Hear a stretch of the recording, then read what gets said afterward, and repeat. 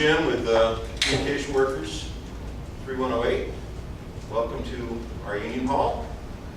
And on behalf of the Sierra Club of Central Florida Group, the Orlando Light Brigade, the Central Florida AFL-CIO, and Floridians Against the Trans-Pacific Partnership, we welcome you.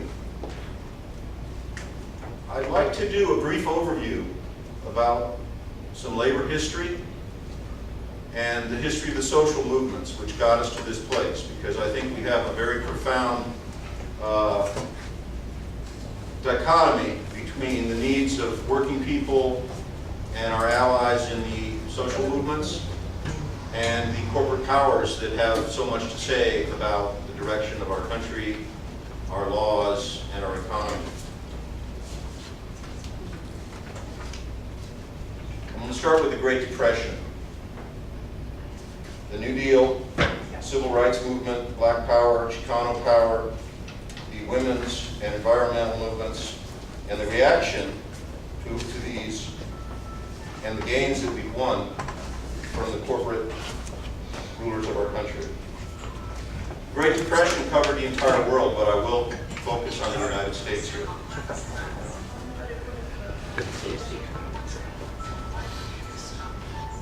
In 1929, income disparity reached its peak, only to be surpassed, I think, last year, where we had more income disparity even than 1929 before this crash. Unemployment was about 4% before the crash in 1929. The stock market was booming, fueled by what they call margin buys, where you put up maybe 10% and you got 10 times the stock that your money could really buy, which caused a lot of problems when the stock market went down, caused a crash.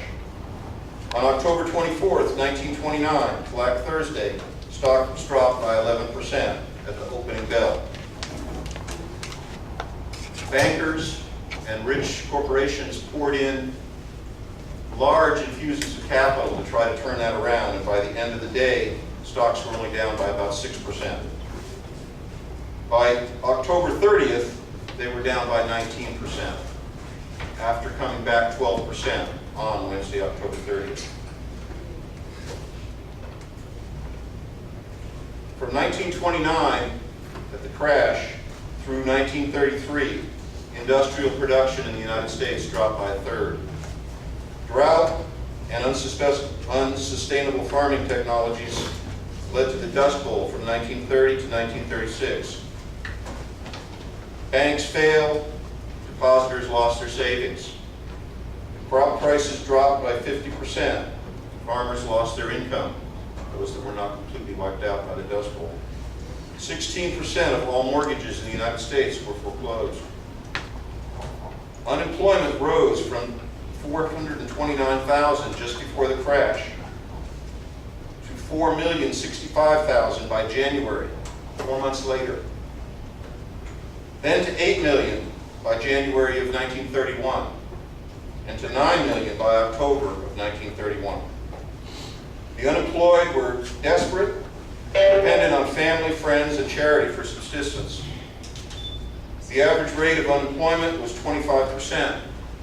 Another 25% was underemployed and forced into part-time work.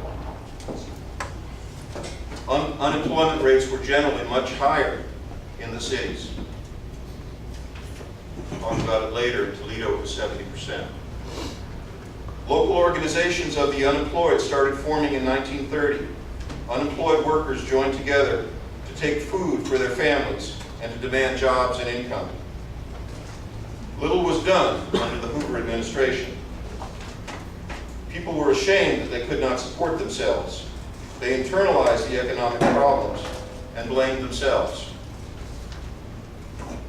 In FDR's acceptance speech for the Democratic nomination, he said, "Throughout the nation, men and women, forgotten in the political philosophy of the government, look to us here for guidance and for more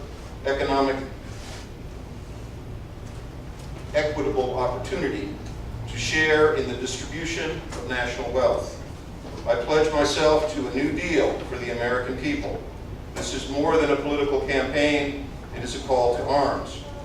FDR took office on March 4th, 1933. His labor secretary, Frances Perkins, said before accepting the nomination that she would push for the 40-hour work week, a minimum wage, workers' compensation for injury on the job, unemployment insurance, a ban on child labor, federal aid for unemployment, Social Security, revitalized employment service, and national health insurance. The National Recovery Act was passed in June 1933. Its goal was to raise and then stabilize prices. Prices had fallen as a result of the spark market crash, therefore making it even more difficult for companies and people that owed money to pay it back because they couldn't sell their products for the same prices. So the idea was to raise prices, stabilize the economy. It also included the Public Works Administration, which was a jobs program. It also incorporated protections for collective bargaining. Part of the NRA that encouraged employers to form trade associations to help to stabilize and raise prices was deemed unconstitutional in 1935. The Federal Emergency Relief Administration gave federal money to states to create public works jobs. The Conservation Corps, established in 1933 and lasted until 1942, was open to men from 18 to 25 years old. It provided room and board and $30 a month, 25 of which had to be sent home to the families. The CCC employed about 300,000 men per year from 1933 to 1942. About 3 million men passed through the CCC. Planted over 3 billion trees. Approved parks or built parks in every state.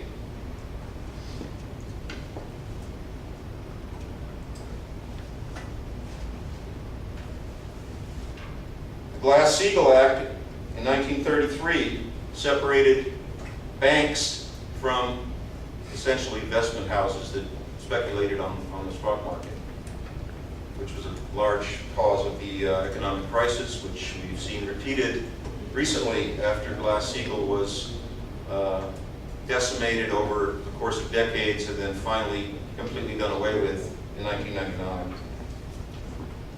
In 1933, 2.1 million workers belonged to craft unions and were united in the American Federation of Labor. Just a diversion here for a moment. Craft unionism is like, for example, if you have truck drivers, the guy that delivers your ice is not going to be in the same union as the guy that delivers the milk. And the guy that delivers the coal is in another completely different union. So you are organized by craft. It's a very inefficient way to organize. The AFL continued to try to organize through the early days of the Depression. But the craft unionism project really held them back. In 1934, 3 massive strikes had a dramatic impact on the organization of American labor and pushed the Roosevelt administration to make deeper reforms. The Toledo auto light strike started on April 12, 1934, and lasted until June of 1934. As I said before, the unemployment rate in Toledo was 70%. The Lucas County Unemployed League came to the aid of the strikers. At times, pickets swelled to over 10,000 strikers and unemployed workers.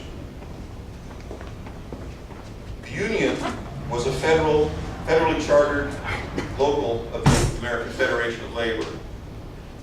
The American Federation of Labor had established these federal unions for the purpose of basically organizing an industry, but then after the industry was organized, they would then break up into the trades and divvy up the members.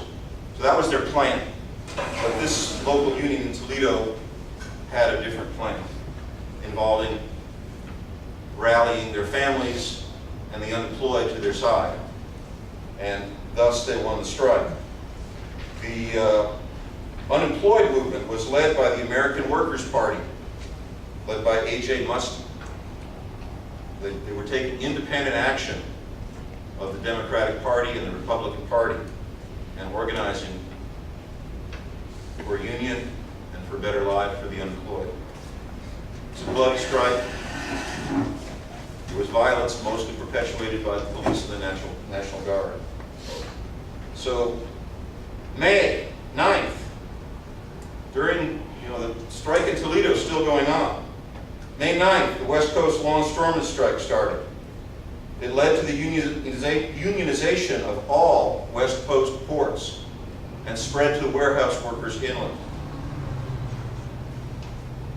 May 16th to May 25th, again, same time frame. In Minneapolis, the Teamsters struck. Small local, had 78 members before the crash in '29. It allied with local farmers, the unemployed, and organized the wives and families to set up food supply. They won the strike on May 25th, gaining organization for most truck drivers within Minneapolis and for warehouse workers within Minneapolis.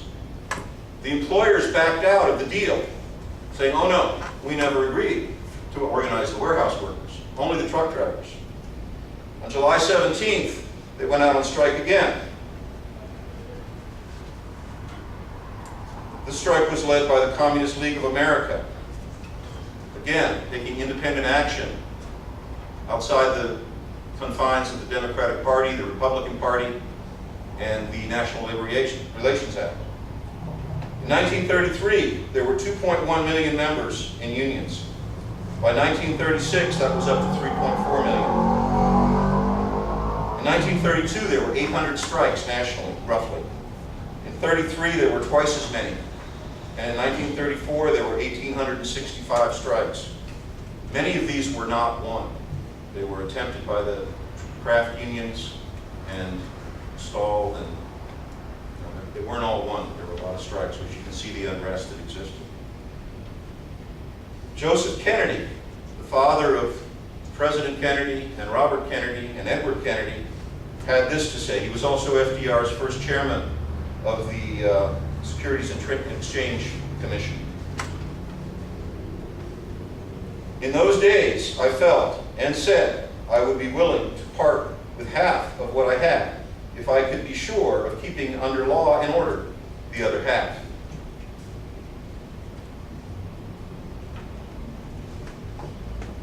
Corporations were quite willing to make concessions in the period immediately following these three strikes in the spring and summer of 1934. In 1935, the NRA was ruled unconstitutional. The National Labor Relations Act was established in 1935, which made it easier for unions to organize. The WPA was established in 1935, which provided for a 30-hour work week for any member of a household, provided no other member of the household had a job. 8 million people went through the WPA. At its peak in 1938, it employed 3 million workers. The WPA was at times the largest employer within the country. Tennessee Valley Authority electrified the Tennessee River Valley. It's a private corporation, but it came about in the same time period. On November 9th, 1935, again after the strike wave, effective strike wave, the Committee for Industrial Organizations was formed by the United Mine Workers and 7 other AFL unions for the purpose of organizing on an industrial base, as has been shown to be effective by these 3 strikes. The United Electrical, Radio, and Machine Workers was formed, and by 1936 it had organized over 600,000 workers in 1,375 locations. CIO formed, which was at that point called the Committee for Industrial Organization. later became the Congress of Industrial Organizations, which is now the second part of the AFL-CIO name. Formed the Steelworkers Organizing Committee and the United Auto Workers. The United Auto Workers gathered workers from other unions within the automobile industry, from the craft unions, and from national unions that had been set up under the AFL-CIO auspices, like the one in Toledo that led the Toledo strike. From this, it basically grabbed 25,000 members.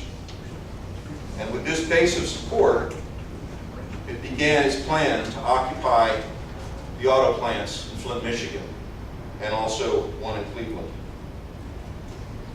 After a 44-day sit-down strike, they won recognition and a 6-month contract. The Steelworkers Organizing Committee was able to organize U.S. Steel solely on the threat of what had happened in the auto industry. No strike was needed.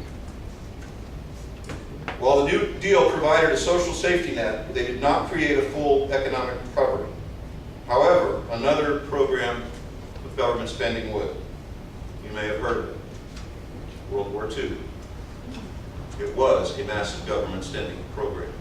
It's not the type of program I would advocate, but it can be done.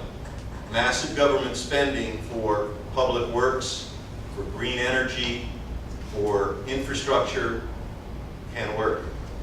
We have the proof.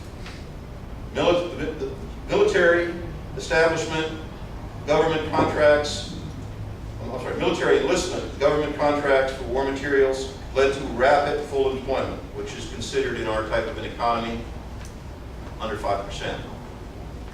The New Deal employment programs were abolished. After World War II, the U.S. was in a unique position to expand its economy.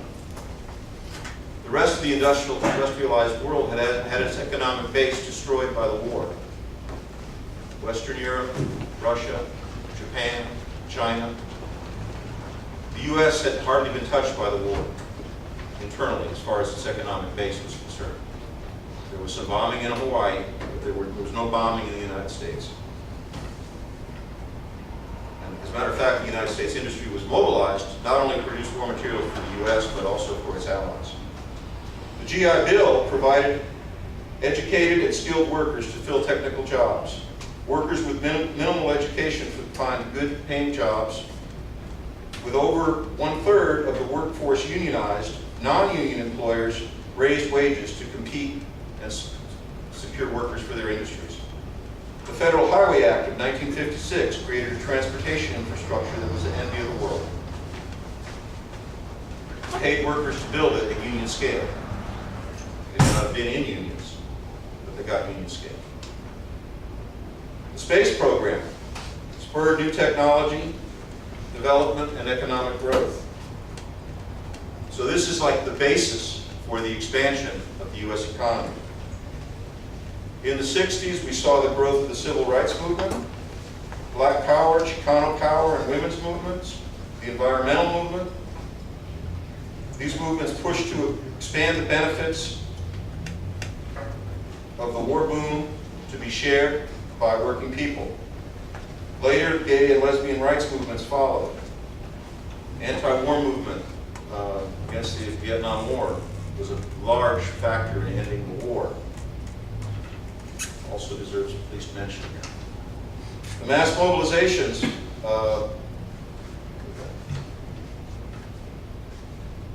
while the labor movement and other social movements have expanded the rights and economic well-being of the American people, the corporate elite have never viewed their concessions as permanent. They have fought and delayed every step of the way and organized to take back the concessions whenever the opportunities arose.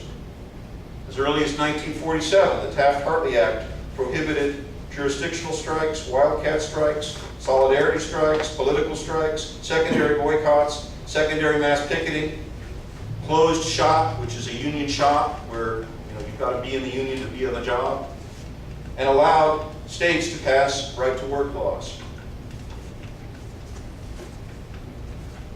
Even at the height of the mass labor movement, union leaders have been beaten, killed, jailed. Police and National Guard were used to break strikes. and immigrant union leaders were threatened with deportation. In the 1950s and earlier, but especially in the 50s, the unions were purged, starting earlier than that, but purged of their communist and left leadership. Civil rights workers were intimidated and assassinated. In the South, police wore uniforms by day and Klan robes at night. Malcolm X and Martin Luther King were assassinated, as well as leaders of the Black Panther Party. Other black leaders and leaders of the American Indian movement were framed up and jailed. Leonard Peltier is still in jail from the Wounded Knee frame-up for killing an FBI agent. John and Robert Kennedy were both assassinated by lone gunmen. There's a really elaborate report about it. If you'd like to read it, it's called the Warren Commission Report. Very nice piece of fabrication. NAFTA and the World Trade Organization and other free trade agreements have facilitated the export of jobs and the degradation of working conditions within the United States and in other countries involved. Regulatory agencies have been defunded, regulations have been watered down, and administrators opposed to the mandate of their agencies have been placed in charge. We just recently got members appointed to the NLRB who went for quite a long time without even having an NLRB. 22 states now have right-to-work laws. Michigan and Indiana just recently moved into the right-to-work column. Right to work is like you're going to get the benefits of the union, but you don't have to pay dues. And it really weakens and undermines the union movement and cuts away from our bargaining power. Occupy was spied on and infiltrated with government and corporate provocateurs. The NSA is now spying on every American, on all your internet activity, and every single phone call you make. Monsanto was given immunity from harm caused by their genetically modified organisms, which is most of the corn and soy you buy if you're not careful to buy organic. The dangers of these were simply ruled to be, the GMOs, and I think Gene will talk more about this, were simply ruled to be equivalent to real food, even though they're genetically modified so you can spray Roundup on them. It's quite disgusting.